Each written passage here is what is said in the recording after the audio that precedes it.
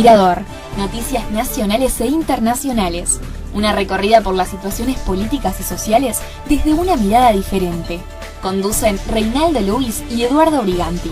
El Mirador, una mirada diferente.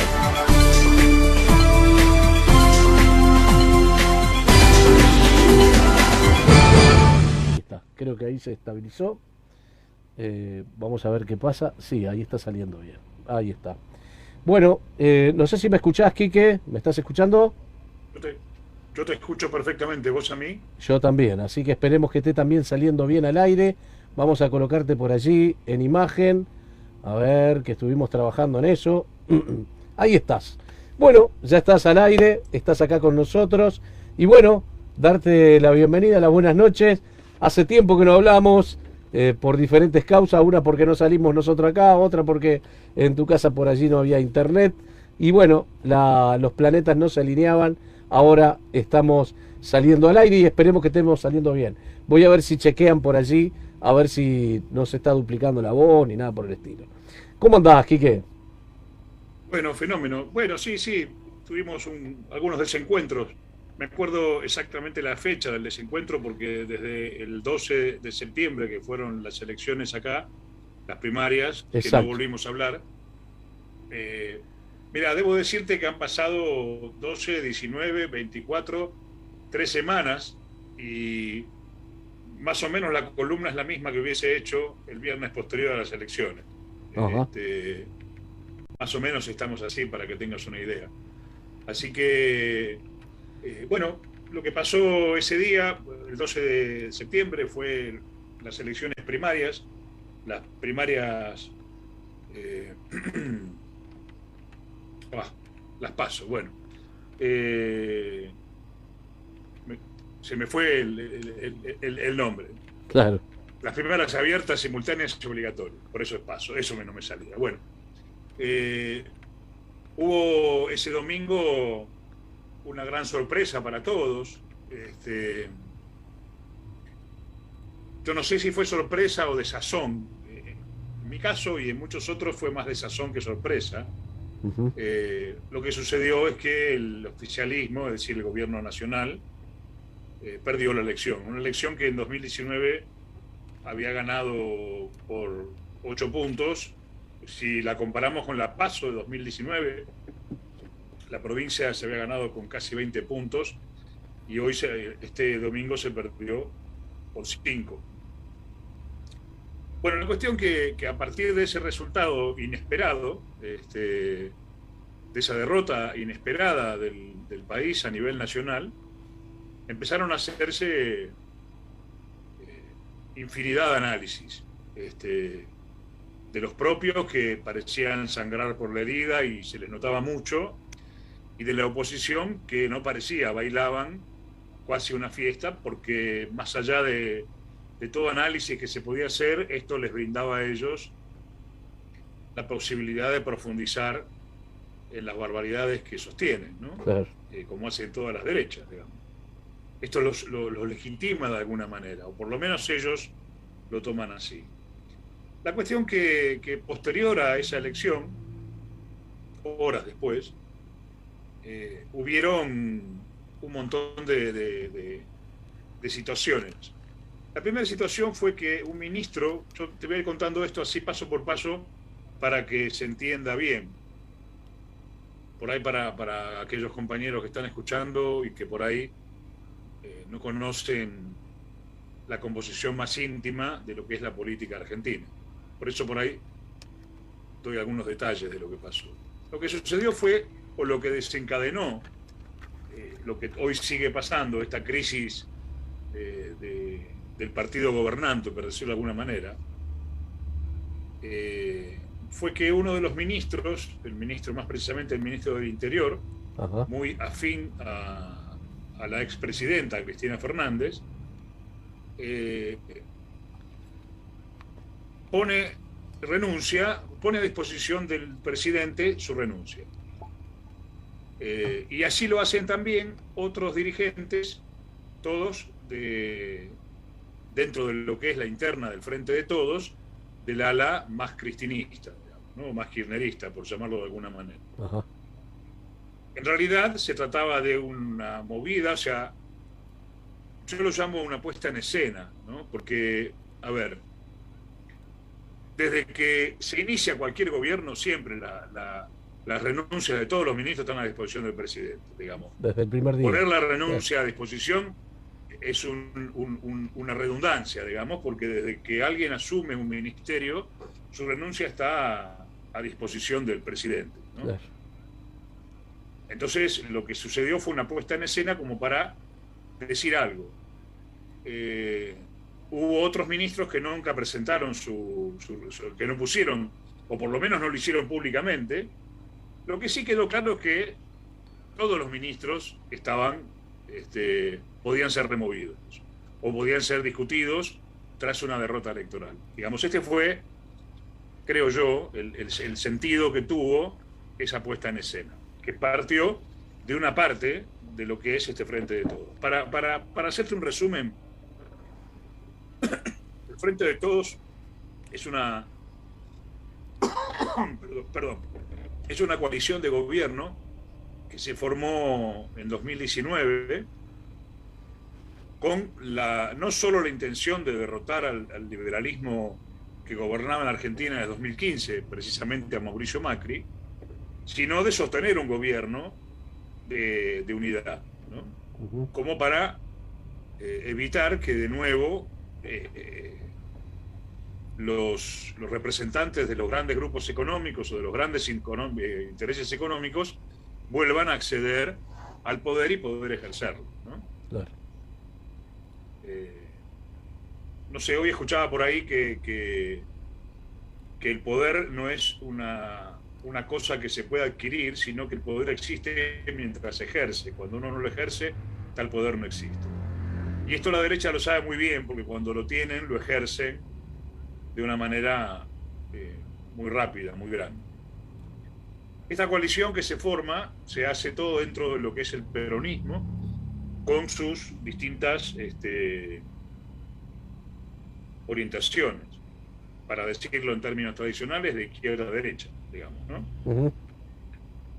El peronismo más combativo, más antisistema, más progresista, un término que no me gusta mucho usar, pero si querés más cercano a los intereses populares, es el kirchnerismo.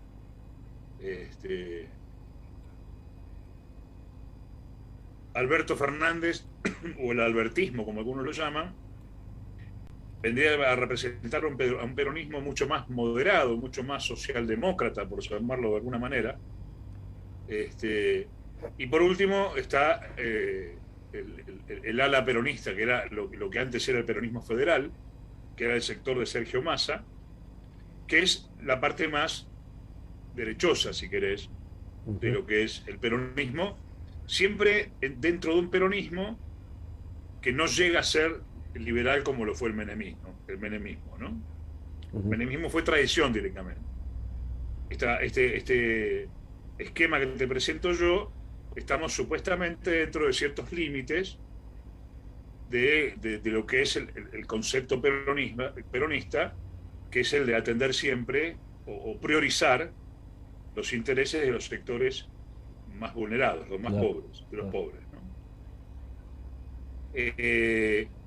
Acá es donde impactó este resultado, en este equilibrio, en esta unidad frágil y que hay que sostenerla permanentemente, porque no hay que perder el norte. El norte es resistir a una ofensiva liberal o neoliberal, como sucede en todo el mundo, ¿no? En todos los países del mundo. Esto es más o menos la composición, y sobre este esquema impactó fuertemente el resultado de estas PASO. Ahora, hay que hacer algunas consideraciones sobre las PASO antes de tomar esto como un caos. Las PASO son unas elecciones relativamente nuevas y que tienen una importancia a veces utilizada con otros fines, digamos, ¿no? La PASO tuvo la intención, cuando la creó, recordemos que se creó durante el gobierno de Cristina. Ajá. Primero tiene la intención de dirimir internas entre los partidos, es decir, que son abiertas, justamente, son primarias, porque lo que hacen es, en los partidos políticos, si no hay acuerdo de consenso para un candidato, se pueden presentar varios candidatos y va a ser el pueblo el que decida cuál de esos candidatos va a ser el que represente a ese partido político, porque es el que ganó las internas. Ahora, esa decisión no la toman solamente los afiliados, la puede tomar cualquiera. Lo que sí, si yo voto por un candidato de un partido, no puedo votar en la misma primaria por otro partido. ¿Se entiende esto que estoy diciendo, no? Sí, sí, sí. Pero lo que se hace es dirimir en internas. Cuando los partidos no tienen internas, es decir, como muchos partidos más pequeños, y a veces los partidos grandes también, fue el caso del Frente de Todos, que no dirimió internas en algunas provincias, sí, pero en general, en la provincia de Buenos Aires, en la ciudad de Buenos Aires y en el resto del país, fue con listas por consenso. Parece no tener mucho sentido las PASO, pero no es así. Porque las PASO, además de dirimir internas en los partidos políticos, lo que hace es determinar quiénes están en condiciones de ser candidatos. Porque además de tener que ganar la interna de un partido, vos tenés que sacar un porcentaje mínimo de votos para poder ser candidato. Depende para qué aspire su candidatura, es la cantidad de votos mínimos que necesitas sacar. Es decir, se han presentado en las primarias un montón de payasos que surgen cada vez más y que si no sacan el 2,5% de los votos, que es muchos votos, claro, no pueden participar, quedan afuera. Esa es una gran importancia que tiene la PASO, ¿sí? Porque a veces muchas minorías, muchos partidos políticos minoritarios son creados a propósito por otros para atomizar cierto sector político, ¿no? Claro. Entonces la PASO también viene a impactar sobre eso, porque directamente dice, bueno, mira, vos te presentaste, tenemos una modelo nosotros que se presentó como candidata de un partido que, para que tengas una idea, su spot de campaña lo hacía en culo paseándose por el Congreso, por ejemplo, ¿no? Se llegó a ver acá, ¿eh? Se llegó a ver acá. Bueno, claro, me imagino, esas cosas se ven. Claro. Bueno, esa chica no sacó el 2,5, con lo cual le dijeron, volvete a tu casa a laburar de lo que estabas laburando, que te iba bastante bien, ¿no? Claro. O sea, claro. Ese es el gran sentido que tienen las PASO. Lo que sucede es que el hecho de ser una elección nueva, también es cierto que desde que existen las PASO, siempre el porcentaje de gente que va a votar en las PASO, a pesar de que son obligatorias, es menor que en las elecciones. Y además, esta es una elección de medio término, la llamamos nosotros, es una elección donde solo se eligen poder legislativo, se renuevan las cámaras, no hay elecciones ejecutivas, es decir, no hay gobernadores, no hay presidentes, entonces se llaman de medio término y impactan siempre en la mitad del mandato, tanto de gobernadores como de presidentes, ¿no? También sucede que en las elecciones de medio término el porcentaje de gente que va a votar es menor que en las presidenciales, como que las presidenciales movilizan mucho más a la gente. Todo esto redundó en que esta derrota se produce con un 60 y monedas de personas que fueron a votar en el padrón, contra el 81% que fueron en las últimas elecciones, en las elecciones generales, no en las primarias. En las primarias había votado un 70 y pico, siempre es menor el dato. Esta vez fue bastante menor la participación. Ahora, a mí me gustaría analizar varias cosas respecto de esto que pasó y que tiene que ver no solo con lo que pasa en Argentina, sino con lo que pasa en toda la región, incluso en el Uruguay. Por un lado, yo te estaba contando, para volver a lo cronológico, que se presentan o se hacen públicas estas puestas a disposición del presidente de la renuncia de los ministros. Y al día siguiente de eso, Cristina hace pública una carta. Cristina, desde que no es presidenta, tiene una forma muy particular. Ella nunca se llevó bien con los medios de comunicación, esto lo sabemos. Por eso cuando ella era gobierno ha dado pocas entrevistas y toda su comunicación era con la herramienta que tenía en ese momento cuando era presidenta, que era la cadena nacional. Cuando dejó la función de presidenta, su forma de comunicarse siempre es alguna forma que ella elige directa, digamos, o sea, sin un medio de comunicación.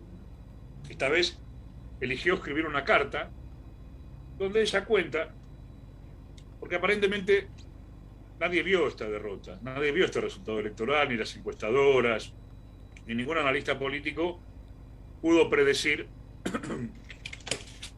que esto era posible que suceda.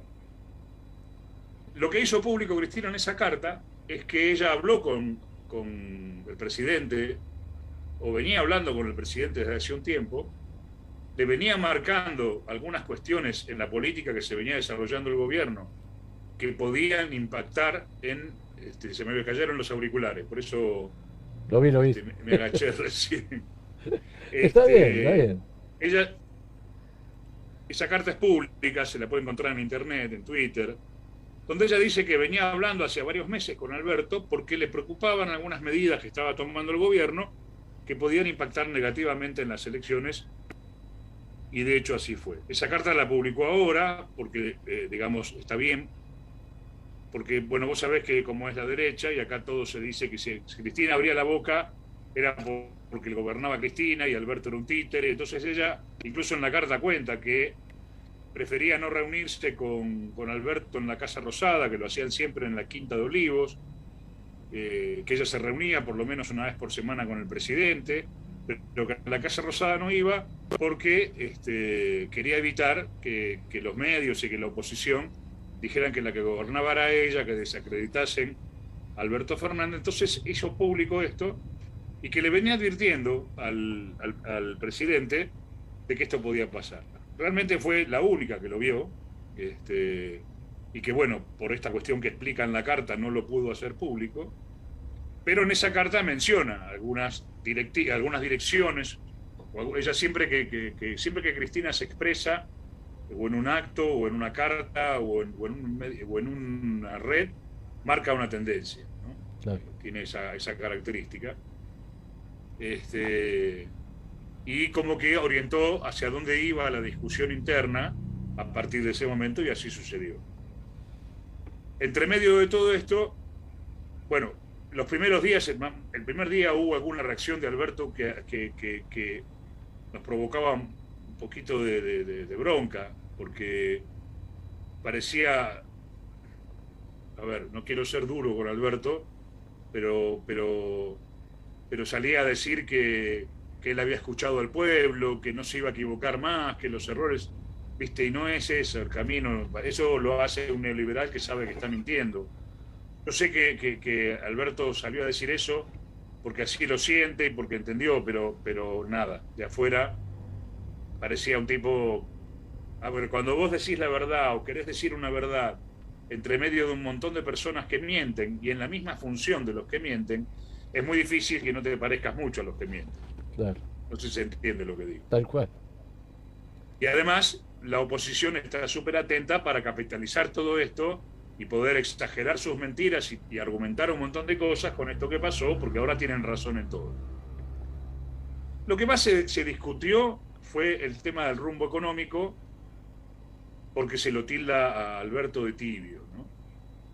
Y más que tibio, yo creo que la otra vez escuché a un periodista, que no me acuerdo ahora quién era,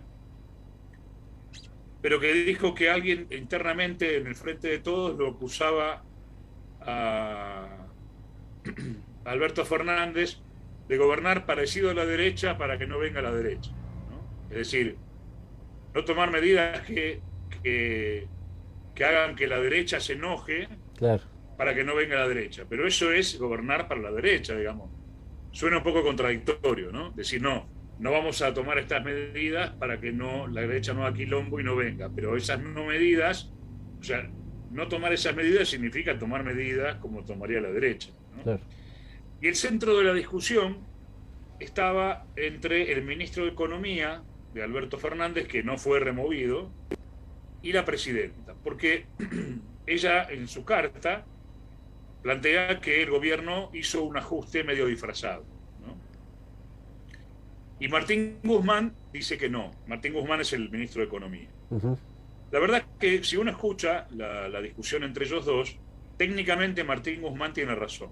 No hubo un ajuste como lo hacen Los neoliberales, cuando hablamos de ajuste, hablamos de tarifazo, de congelamiento de sueldos, de aumento de tarifas.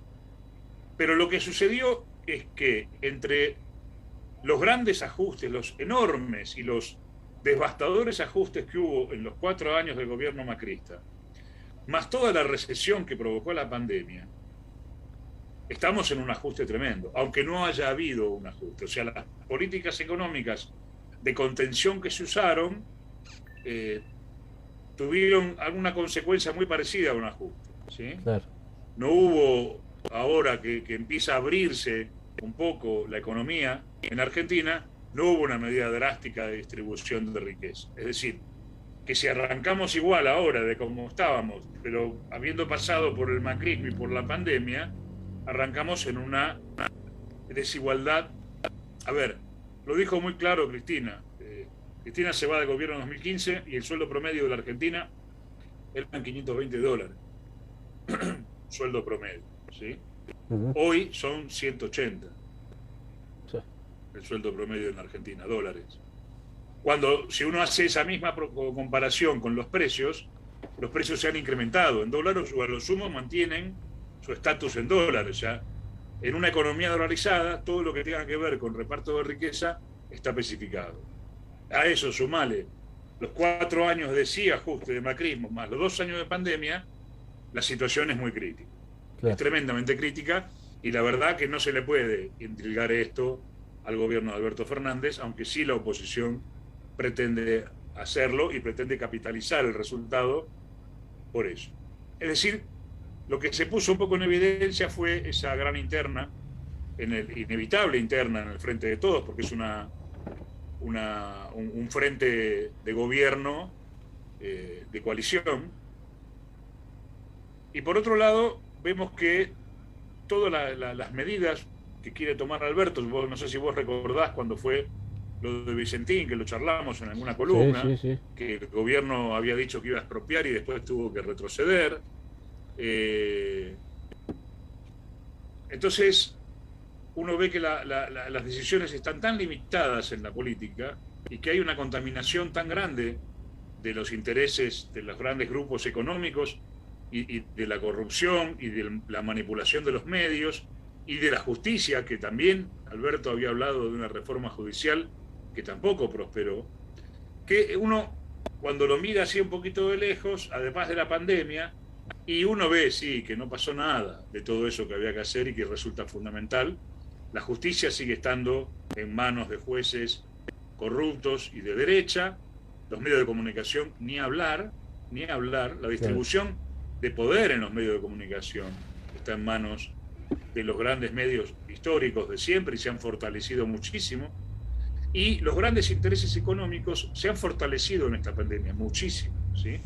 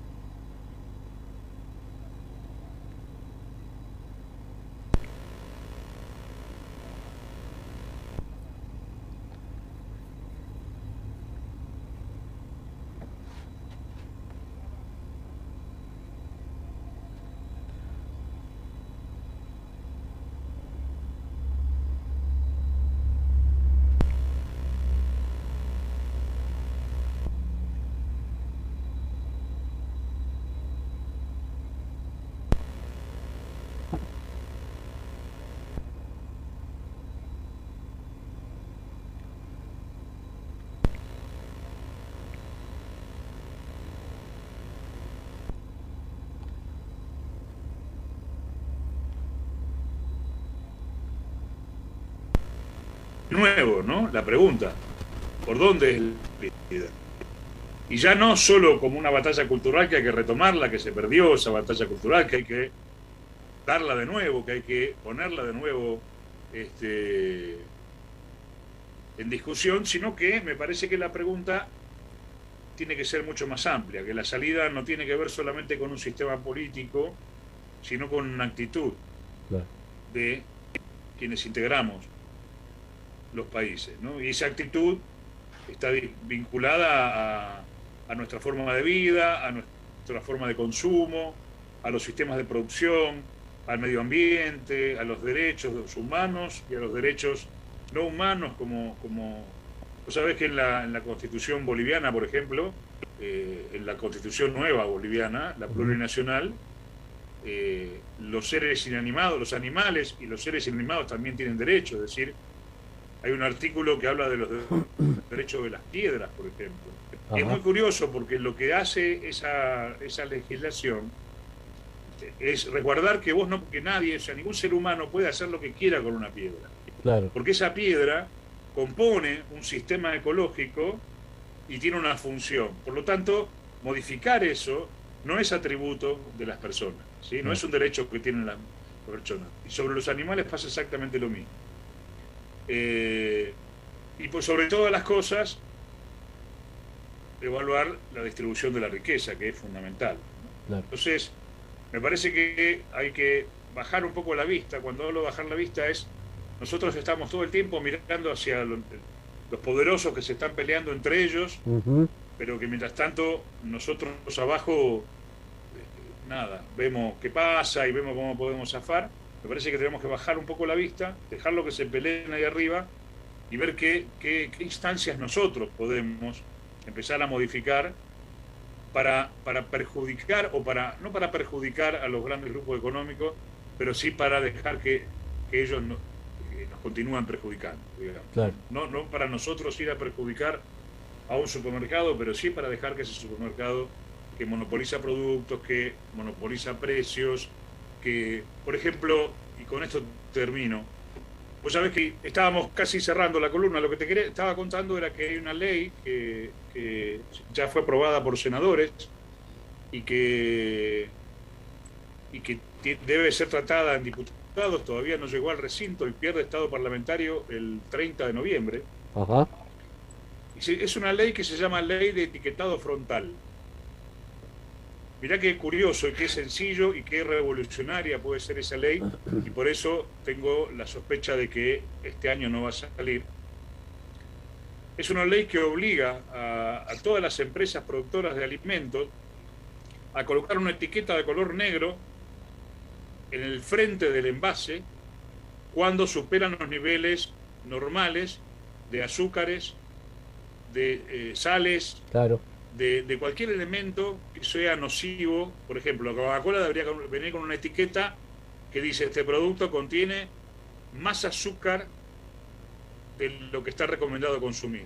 Y en lo que es muy salado, lo mismo. O sea, todo aquello que tenga un componente que pueda dañar la salud tiene que tener una etiqueta negra frontal, porque hoy es obligatoria la composición, pero para poder encontrarla primero hay que tener una vista del la INSEE, vista, claro, sí, ¿sí? Sí, sí.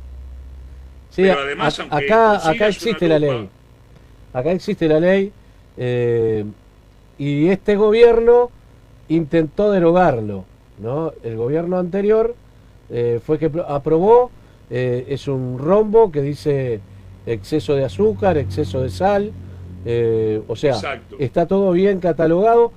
Hasta ahora aparentemente no ha tenido andamiento el hecho de derogarlo, pero estaba dentro de la intención, así que bueno, esperemos que no, porque bueno, ha sido una guía bastante importante para aquellas personas que por temas médicos, por cuidarse la salud, a veces las publicidades eran engañosas, y bueno, llegado el momento, cuando uno llegaba a la góndola, le decía sin agregados de azúcares o sin agregados de sal, pero en letras bien chiquitas. Ahora tiene que tener un rombo Y bueno, eso pasa por el laboratorio, un laboratorio que hay acá que se llama LATU, y bueno, y él dice o no, viste, que es la regla. Lo mismo que el cigarrillo, que no puede estar en exhibición, no se puede poner carteles de venta de cigarrillos en ningún negocio. Sí, no, eso acá tampoco. Bueno, ahí está, eso es fantástico. Pero son conquistas que llevan mucho tiempo, y esto lo etiquetado frontal, no solo por las personas que tienen que cuidar su salud, por todo el mundo, porque realmente estamos consumiendo alimentos que son tóxicos, que son venenosos, que son insalubres de consumir, y muchos de ellos se los estamos dando a los chicos, ¿no? Sin saberlo, ¿sí? o al contrario, creyendo lo que dicen las propagandas, que es una falsedad. Bueno, eso son todas cosas que hay que ir trabajando, que empezar a pensar que cada cosa que hacemos o consumimos hay que tener claro de dónde viene, qué efectos tiene, qué daño puede producir a otros. Me parece que es un cambio muy profundo y lento que tenemos que encarar, y que no se va a solucionar con una elección ganada o perdida, o con un periodo de un buen o mejor o peor gobierno. Me parece que hay un trabajo que tenemos que hacer todos desde abajo, para empezar. A ver, Eduardo, hace pocos años, por lo menos acá en Argentina, se fumaba dentro de los hospitales. A ver, la imagen más clásica de un padre esperando que su mujer tenga hijo era en la sala de espera con un piso lleno de cigarrillos. ¿Vos te acordás de eso? Sí. Eso pasaba cuando nosotros éramos, hace 20 años esto era así. Se fumaba en la sala de espera de los hospitales. Hoy es inconcebible eso. Claro. Hoy no lo podemos, y mirá que yo era fumador, pero no lo podemos. ¿Cómo vamos a hacer esa locura? ¿Cómo vamos a bueno, esas transformaciones las produce la sociedad. Exacto. Que naturaliza algo y de golpe lo desnaturaliza. Bueno, tenemos un trabajo muy grande que hacer en desnaturalizar un montón de cosas, y no solo con este gran movimiento feminista que siempre nombro, porque la verdad que es una maravilla, sino con un montón de otras cosas que tenemos naturalizadas y hacen muchísimo daño a la población, y a veces benefician mucho a unos poquitos. Empezar a pensar un poco en eso. Tal cual.